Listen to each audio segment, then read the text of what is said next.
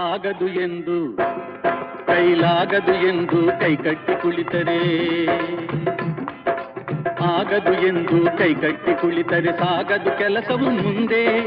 ಮನಸೊಂದಿದ್ದರೆ ಮಾರ್ಗವು ಉಂಟು, ಕೆಚ್ಚದೆ ಇರಬೇಕೆಂದು, ಕೆಚ್ಚದೆ ಇರಬೇಕೆಂದೆಂದು. ಆಗದು ಎಂದು ಕೈಲಾಗದು ಎಂದು ಕೈಕಟ್ಟಿ ಕುಳಿತರೆ ಸಾಗದು ಕೆಲಸವು ಮುಂದೆ, ಸಾಗದು ಕೆಲಸವು ಮುಂದೆ.